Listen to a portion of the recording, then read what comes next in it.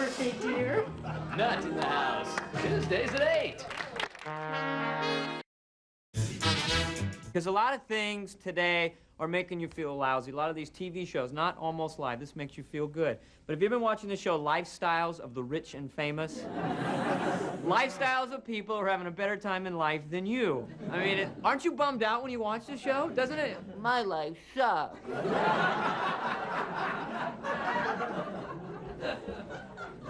And Robin Leach, this guy, is always yelling. Have you noticed? He rubs it in. He never talks in a normal tone. I'm Robin Leach, Lifestyles of the Rich and Famous. I'm yelling. I don't know why.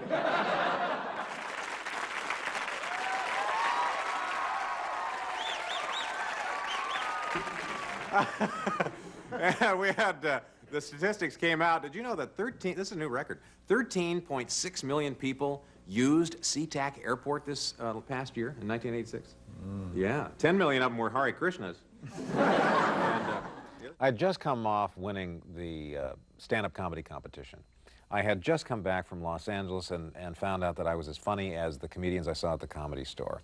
So I had a lot of confidence, I guess, in the specific area of comedy. What I wanted to learn was interviewing.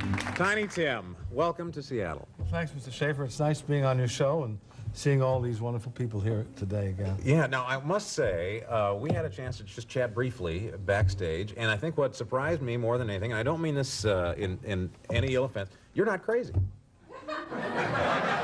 But it all came so easily and so naturally that, yeah, I thought that this was a forum that would work and that it would be successful if we were given enough time. I'm backstage now as the star prepares behind an extravagant set that cost in excess of $1,000. Does this make the star nervous? No, because he deserves it. Robin, you don't have to shout. I'm right here. Always the jester. What does go through your mind as you're about to walk through those golden doors? Can we get a sedative for Mr. Leach, please? Then, as you know, we were approached for syndication by other companies, and King said no. We want to keep it local.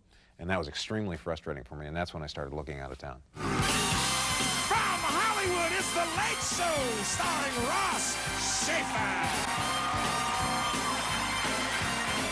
Originally, Ross was invited to guest host The Late Show for 2 nights only, and then he would return to Seattle in time to tape Almost Live on Thursday night. Thank you all. Thank you very much. Thank you. Welcome to The Late Show. Wednesday morning, I get a call from an agent who I'd never heard of before with the William Morris Agency saying, I represent Mr. Schaefer, and he just wanted me to inform you that he will not be returning to do the show tomorrow or anytime in the near future. Could I speak with Mr. Schaefer? He has requested... Now, show the back there.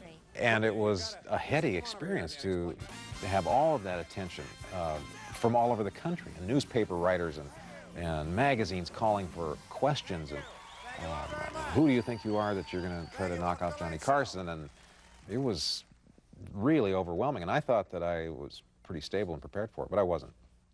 And then I get this call from Los Angeles, can you come down here? And at the time, the station was like not being very forthcoming with me about what was going on. And the next thing you know, there was an airplane and a limo waiting, and the next thing I knew, I was screaming into a microphone. From Hollywood, it's The Late Show, starring Ross Schaefer.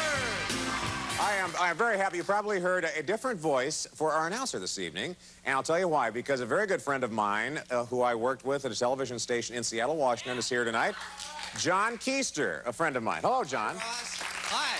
John? It was Hollywood just the way I had pictured Hollywood would be, which is weird. And I would defy anyone to be offered that and to not get sucked in by it. Well, it's just, it's a comfort. It's a comfort for me to have you Yeah, here. so basically, Russ, you're going to have to take the lead here. Yeah, okay. I'm just going to sit here, and I'm going to react to what you do. All right. Which is But at the same time, my wife was pregnant, and I knew we were going to have twins, and the show in Hollywood went on vacation, and I came back to Seattle. And when I got back in Seattle in my own house, a little bit of reality then sort of descended back on me, and I said, no, I can't do this. This isn't going to work. I can't be a father and be on this Hollywood show at the same time. Yeah, I think I was upset because I thought, doesn't he see how big this? I mean, doesn't he see that this could be huge and that we've worked for 5 years to get to this point? So I ended up coming back to Seattle, and my therapist says I've always harbored deep resentment and deep anger over that I have a lot of unresolved anger over that situation. And he may be right. I guess I agree with the NRA with their slogan. You can't argue with that, pretty much. It's not the guns that kill people. We know that it's those darn bullets. The guns make them go really fast, though. That's my point. It's just hard to imagine a guy robbing a liquor store with just a handful of bullets.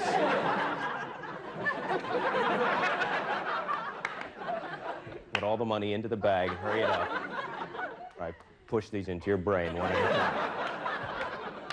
time. This is 48 Seconds. Fast, reliable, hard-hitting. Today's news today. If it happens anywhere in the world, you'll know about it first on 48 Seconds. Powerful, complete, concise, whatever it takes. 48 Seconds is there. In touch, plugged in, wired, bringing the world to you in a heartbeat. The cutting edge of today's news today on 48 Seconds. Tonight on 48 Seconds, organized crime. Good evening. Tonight on 48 Seconds, organized crime. Its slimy tentacles reach into every aspect of American life. But 48 Seconds has learned that the entire crime organization in the United States is controlled by one man who works out of this office. His name is Mr. Time. Next week on 48 Seconds, gang violence. I started the 5th season as the official host of Almost Live, and shortly thereafter, the audience and I made a very significant discovery. I sucked. And the entire 5th season, the format was still structured around Ross's personality. It was you doing Ross's show, and it wasn't a mix. Okay, well, we've got to go away for a minute, but we're going to be right back with Saturday Night star Nora Dunn. The real problem was that me being so terrible overshadowed some really great work that we were doing in other areas of the show.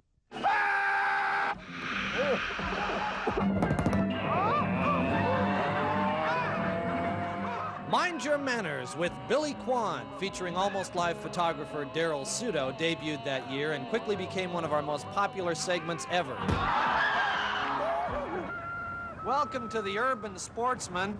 Today we will be hunting the street mime.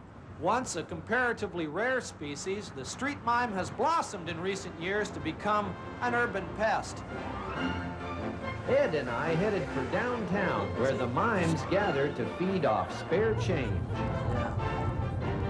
Couldn't get a clear shot. Nah, he's not a good one. Stop. Look, there, you see him? He's doing the traditional rope pull, see? He spotted us. Oh, yeah, give me this. Lock and load. He's running. He's running. Look, he's going up the stairs. He's going up the ladder. Oh, look, he's hiding behind the imaginary wall. Blast him! No. It's not sportsmanlike until he looks up above the wall. Look up.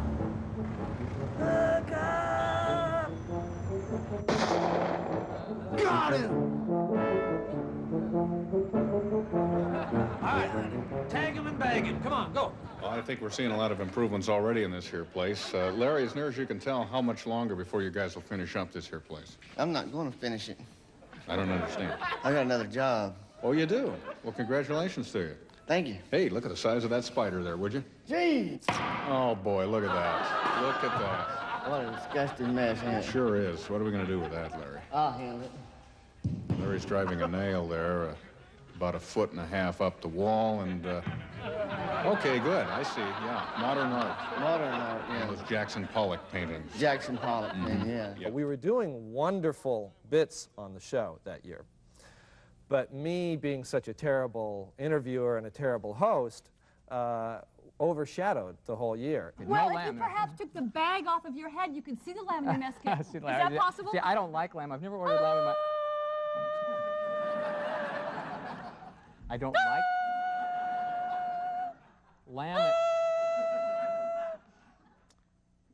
Mr. Manners. I didn't hear what you had to say. Go ahead. You want to hear what I have to say? I would like to hear Your it. ears I'm are open? You ready? eagerly You awaiting can't it. wait to Oh, hear it, I'm on the edge of my seat. Go, go. Okay.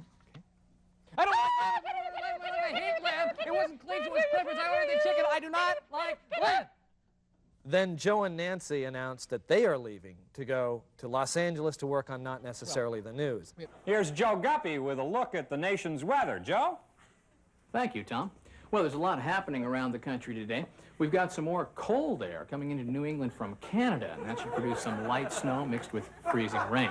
Kansas and the rest of the nation's Midwest should have some light rain beginning tonight and then continuing on through tomorrow.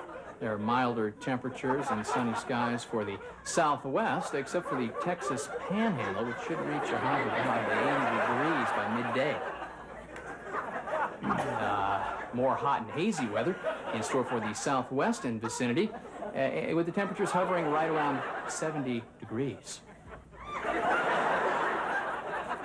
Colorado and the rest of the Rockies should experience cooler weather tomorrow, reaching a high of just 58 degrees. And I, of course, couldn't fault that decision. Everyone at that point I know had resume reels going out everywhere trying to look for new jobs. But I was very upset. I felt kind of abandoned once again here on, on the show. And I felt like I was going to be the guy who took the show and rode it down into oblivion as soon as I took over as host. It went and dissolved into nothing. Almost Live True Fact number 2. Almost Live's April Fool's Fiasco. April Fool's Day 1989. We begin our show and suddenly cut in for a fake announcement. Approximately 7 minutes ago at 6:53 p.m., the Space Needle collapsed. We show fake pictures but get into real trouble. Our joke swamps the 911 lines and angers local police and fire departments. Thousands of outraged phone calls pour into King. Lawsuits are threatened. We have lots of meetings. John has to apologize. And on behalf of everyone at Almost Live, I want to apologize. We're very sorry. But he keeps his job. This has been an Almost Live True Fact.